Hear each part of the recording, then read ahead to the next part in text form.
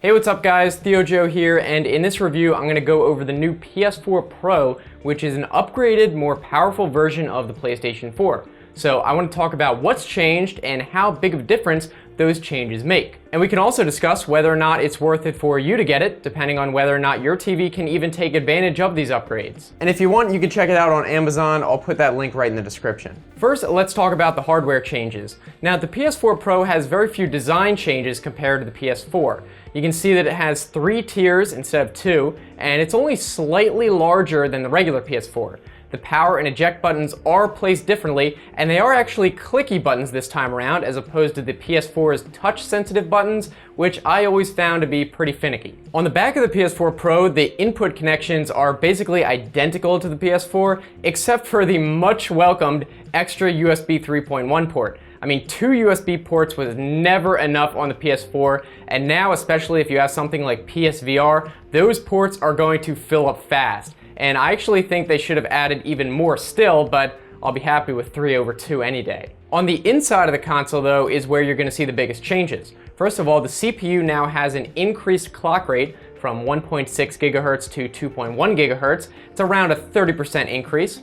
And the GPU supposedly has more than doubled in power, going from about 1.8 teraflops to 4.2 teraflops, and has an increased clock rate as well. Other upgrades include an extra gigabyte of RAM, 802.11 AC Wi-Fi, that's always nice, and Bluetooth 4.0. And these are all important upgrades because possibly the biggest feature of the PS4 Pro is that it now supports 4K resolution, up from 1080p, with HDR high dynamic range, which I'm gonna get to in a bit. One thing I do want to mention though, and I don't know why Sony did this, is the decision to not include a 4K Blu-ray player in the PS4 Pro. It can only do the same 1080p Blu-ray discs as the PS4, which makes no sense for several reasons. First of all, considering that the 4K capability of the PS4 Pro is probably the biggest feature, why on earth would they not include the ability to play Ultra HD Blu-rays? Also, the competing Xbox One S, which is basically Xbox's equivalent of the PS4 Pro,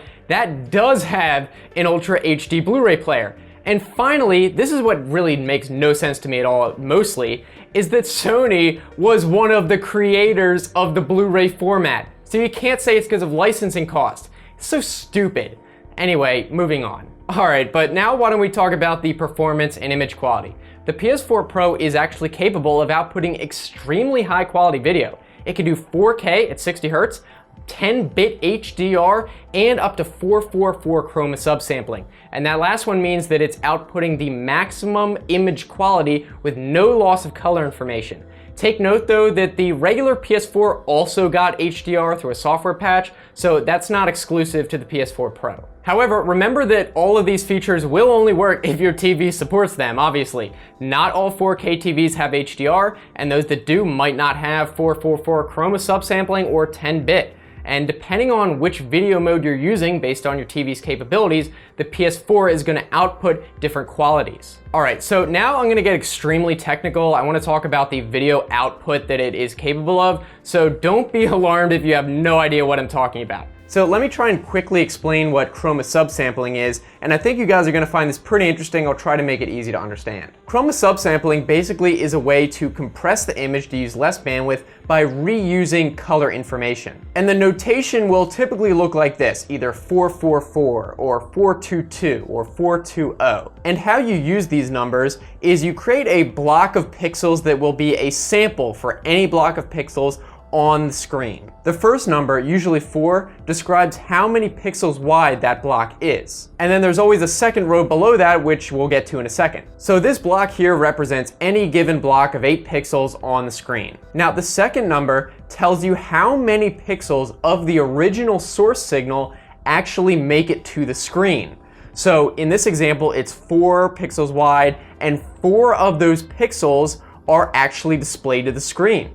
If it was 2, then it means that only 2 of the original 4 pixels were actually sent to the screen, so it was compressed to save information and the other 2 were just duplicated. And the third number is basically the same except for the second row. If it's 4, then it means you're getting all 4 original pixels, no compression, no loss of information. And if it's 2, then it means only 2 of the original pixels, and the other two are duplicated. And if it was 0, for example, that would mean there's no information about the second row coming in at all. It's just duplicating the row above it. Now, the key to remember is this is only applying to color information. You're not discarding the luminance information, so you can kind of think of it as if there is a black and white image behind the color image that's being compressed. So you can see how when you include the luminance information, you can still tell what's going on in the image. But of course, the more color information you include, the better the image is going to look, and that's why it's important to know about. You see, the PS4 Pro uses HDMI 2.0, and even though it is the latest HDMI standard, it's still not quite fast enough to output lossless 4K at 60 Hz, 10-bit, all at the same time. That takes a lot of bandwidth. So let me go over the different scenarios of video output, all assuming 4K resolution, so you know what you're gonna get. First, we'll do ones where you're not using HDR at all. So if you're not using HDR and you're also not using 10-bit color, the PS4 will output at 444 quality at 4K 60 FPS. If you are using 10-bit color though, but your TV somehow can't do HDR, it can do 444 at 30 FPS. And if you wanted to do 4K 60 FPS, it's gonna compress it all the way down to 420. Now, if you are using HDR, which also requires you to enable 10-bit color, there is no way to get 444 Chroma Subsampling, but rather it uses 422. And that's whether you're at 30 frames a second or 60 frames a second.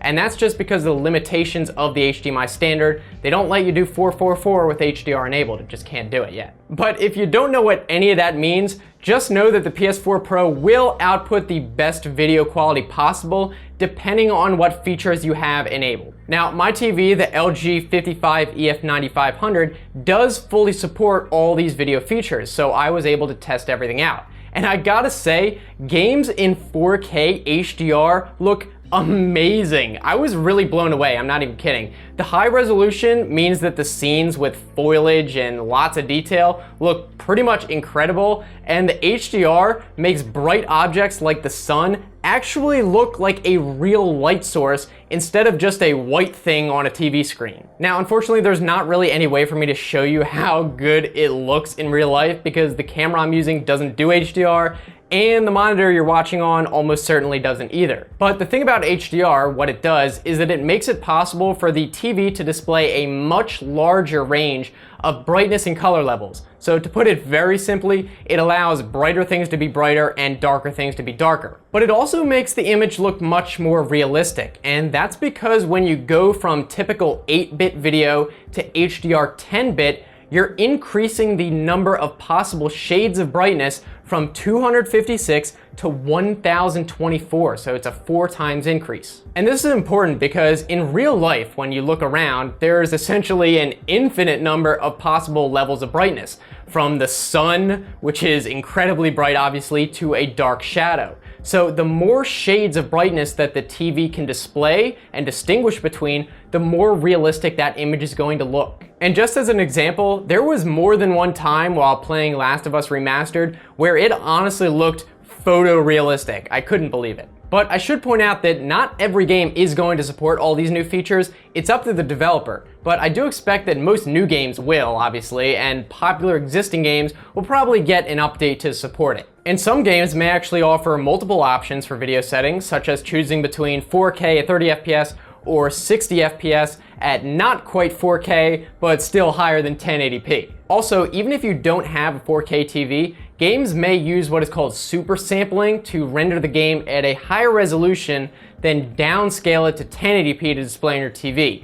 This supposedly makes more detailed images, but I've seen this feature on PC games for a while, and I never really thought it made much of a difference. So I think it's about time to answer the question, at $400, is the PS4 Pro worth it? This is obviously going to depend on a few factors. First of all, if you don't already have a PS4 and you have a 4K TV, I would say that's a no-brainer. Yes, definitely worth the extra $100 over the PS4. And even if you don't have a 4K TV, but you don't have a PS4 as well, I think it's still worth it to get it over the regular PS4 because the extra power should at least make games run a little bit more smoothly and will future-proof the console if you decide to upgrade your TV later. Now, what about if you do already have a PS4 and are thinking about upgrading? Well, if you don't have a 4K TV, I definitely do not think it would be worth paying $400 just to basically get a minor improvement in video quality. If you do have a 4K TV, on the other hand, that is where you would get the most benefit from upgrading. If your 4K TV has HDR and you like the look of the list of supported games, I actually think it would be worth it to upgrade if you have the money. Going from 1080p to 4K HDR is like a double whammy of video quality. It's a massive improvement. And if you have a 4K TV that doesn't support HDR, well, that one might be a toss-up. But if you use your PlayStation a lot, I could totally see it being worth it. It's just a matter of whether or not you want 4K enough to spend $400 on it, but I guess that's like anything. So I guess that's about it. In conclusion, I think the PS4 Pro is great if you can take advantage of all the video features. But for those of you who can't, just have regular 1080p TVs, it's really not necessary. But I would like to know what you guys think too. You can let me know down in the comments section if you have any thoughts. Maybe you totally disagree with me, that's fine. I'm not trying to tell you what to think. Also, if you like this video, be sure to give it a thumbs up. I'd appreciate it. And if you want to keep watching, I've got some other videos I'll put right here. You can click on these even if you're on a phone. Also, don't forget to subscribe because I make new videos every Tuesday, Thursday, Saturday, 3 times a week, so it should be worth it. Again, I'm looking forward to hearing from you guys, either here on YouTube or on Twitter as well. I'll be over there. So as usual, thanks so much for watching. I'll see you next time. Have a good one.